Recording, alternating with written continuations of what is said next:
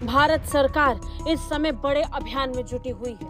Operation Sindhu के तहत भारत लगातार ईरान से भारतीयों की सुरक्षित वापसी का रास्ता साफ कर रही है। अब ईरान के माशद शहर से रवाना हुई पहली चार्टर्ड उड़ान 290 भारतीय छात्रों को लेकर सुरक्षित भारत पहुंच चुकी है। मानो तो मोदी जी ने वाकई कूटनीति में छड़ लगा दी है, हर बॉल पे चौका छक्का मारने की। और मैं बड़ी जिम्मेदारी से ये बात बोल रहा हूं। एक और छक्का मारा गया है कि भारत ने स्टार्ट किया ऑपरेशन सिंधु। ऑपरेशन सिंधु किसके लिए स्टार्ट किया? ईरान में फंसे भारत के स्टूडेंट्स के लिए। जैसे हमारी इंडियन गवर्नमेंट ने वर्क किया है, ऐसा कोई नहीं कर। सरकार को एक शब्दों में कुछ कहना हो तो क्या? एक्सीलेंट। आवर गवर्नमेंट नीति, विदेश नीति एक्सीलेंट।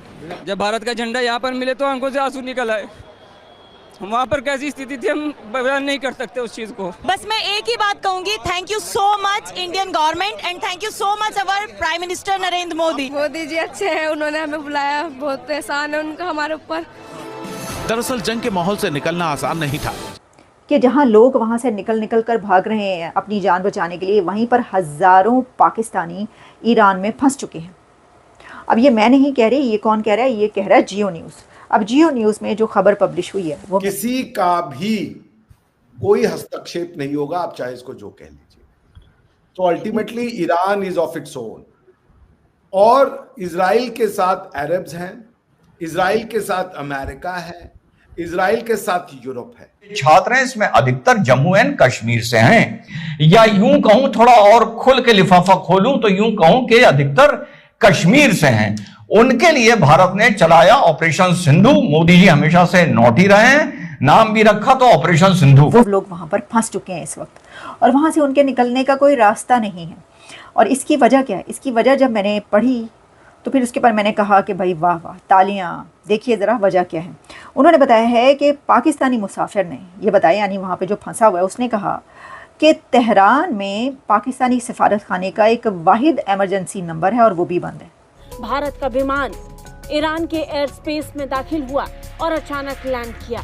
ईरान ने भारत के साथ दोस्ती निभाते हुए इस बात को पक्का किया कि भारतीय नागरिकों की सुरक्षित निकासी हो सके।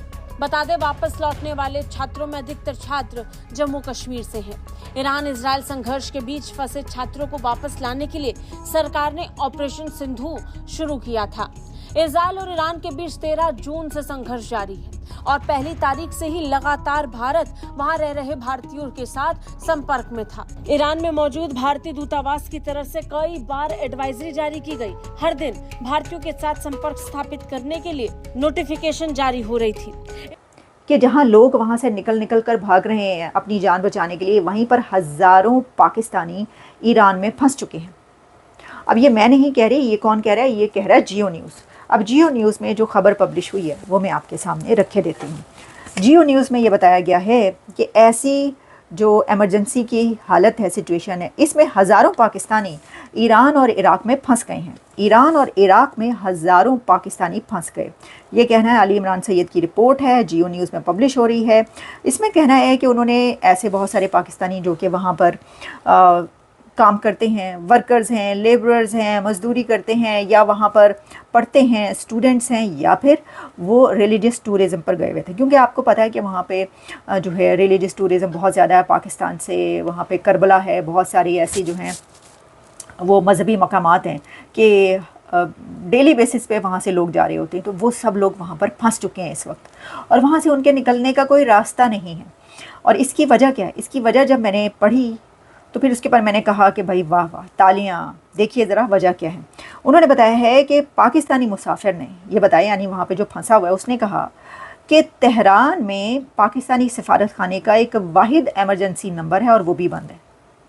यानी एम्बेसी में, पाकिस्तान एम्बेसी में वहाँ पे ईरान में एक ही नंबर है, टेलीफोन नंबर, और वो भी बंद हो गया।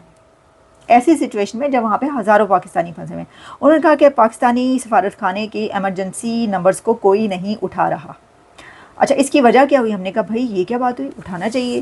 क्या उन्होंने उठा के नीचे रख दिया? वो तो अब वो वाला फ़ोन है नहीं जो कि ग्राहम बेल ने बनाया था, और जिसमें ये था कि फ़ोन आप वो जो है वो चोंगा उठा के तो फिर नीचे रख दें कि कोई करे ही ना। आपको होता ना, पहले ऐसा होता था। तो उसमें वो ये कह रहे हैं कि नहीं, उठा के नीचे नहीं रखा। ईरान में पाकिस्तानी सफ़ीर छुट्टियों पर पाकिस्तान में है। आपको भी समझ नहीं आई ना? मैं आपको एक दफ़ा और पढ़ देती हूँ। ईरान में पाकिस्तानी सफ़ीर पाकिस्तान में छुट्टियों पर हैं, यानी वो अपने कंट्री वापस जा चुके पर हैं। उन्होंने कहा गुड बाय टाटा, हम तो चले सरकार, क्योंकि यहाँ पर होने लगा है धमाल, यहाँ पर पड़ने लगी है धमाल, हम चले ससुराल नहीं, हम चले वापस। तो उसमें यह है कि वो वापस जा चुके। अब हो सकता है कि वो पहले ही पाकिस्तान वापस जा चुके हैं, ज़रूरी थोड़ी इस सिचुएशन के बाद गए हैं, वैसे ये सिचुएशन काफ़ी दिनों से। और फिर गर्मियों की छुट्टियाँ, अब गर्मियों की छुट्टियों पे वो अपने घर भी वापस अपने बच्चों के साथ ना जाए पाकिस्तान में, कैसी बातें कर रहे हैं आप। बाकी लोग जो है निकल ही आएंगे ना किसी तरीके से।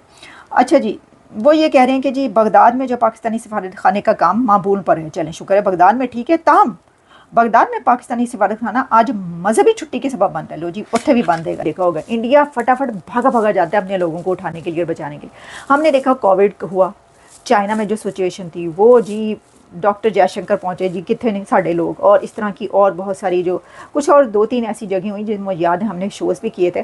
तो इंडिया जो है सबसे पहले कहता है अपने, एक तो वो सबसे पहले अलर्ट जारी कर देता है कि भाई निकल आओ चलो वापस। देखिए इंडिया की आबादी इतनी ज़्यादा बड़ी है, उनके जो लोग हैं वो भी बड़ी तादाद में बाहर है, पाकिस्तान से बहुत ज़्यादा बड़ी तादाद में बाहर होंगे ना, तो वो अपने लोगों को फिर वो अपने लोगों को उठाने भी चले जाते हैं। और उनका ऐसा नहीं हो सकता कि जो एम्बेसी है उसका नंबर बंद हो, नहीं हो सकता, मैं आपको बता रही हूँ नहीं हो सकता। मानो तो मोदी जी ने वाकई कूटनीति में छड़ लगा दी है, हर बॉल पे चौका छक्का मारने की, और मैं बड़ी जिम्मेदारी से ये बात बोल रहा हूं।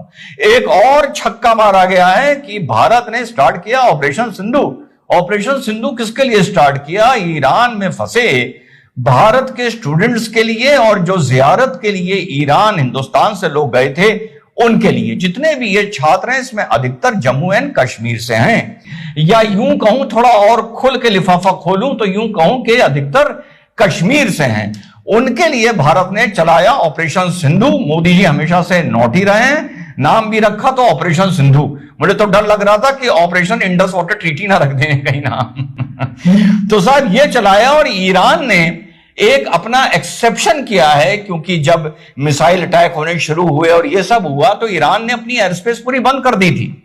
तो ईरान ने भारत की तरह भारत के लिए एक एक्सेप्शन किया, और भारतीय छात्रों को जो लगभग 1000 हैं उनको अलग अलग तरीके से, अभी तक आपको यह पता चल रहा होगा एयर कॉरिडोर खोला नहीं, थोड़ा सा जब डिटेल मैंने पढ़ा तो ये जो चैनल्स हैं ये पूरी बात नहीं बता पा रहे हैं। अलग अलग तरीके से भारतीय छात्र कुछ तो पहले तेहरान से मशाबाद पहुंचे, उसके बाद कुछ तेहरान से आर्मीनिया पहुंचे, और जो मशाबाद पहुंचे वो उनका बॉर्डर लगता है तुर्कमेनिस्तान से, वो पहुंचे अशखाबाद एयरपोर्ट, इंटरनेशनल एयरपोर्ट तुर्कमेनिस्तान का। वहां से इनको उठाया गया है, एक फ्लाइट भारत ने मशाबाद भेजी है, वहां से उठाया गया है, और आर्मीनिया से हमारे स्टूडेंट्स उठाए गए हैं। आर्मीनिया याद आया, 36 का आंकड़ा किसके साथ? नए खलीफा तुर्की के साथ, जिसको भारत ने पिनाका मिसाइल्स की पहली जो हमारी सेल हुई थी बड़ी इंटरनेशनल, वो आर्मीनिया को हुई थी। इनकी जंग चल रही थी, मैंने पहले आप लोगों को बताया था। मशाबाद आप लोगों को याद आया, ये बिल्कुल नॉर्थ ईस्ट में है ईरान के, और ये वही जगह है जहां पर इजराइल ने इनका एक रीफ्यूलिंग प्लेन ईरान का जाकर मारा था। पूरा ईरान पार करके इनका मिसाइल गया था सिर्फ एक प्लेन मारने के लिए। भला उनका कि पूरा एयरपोर्ट, पूरा टर्मिनल, पूरा कंट्रोल टावर बर्बाद नहीं किया।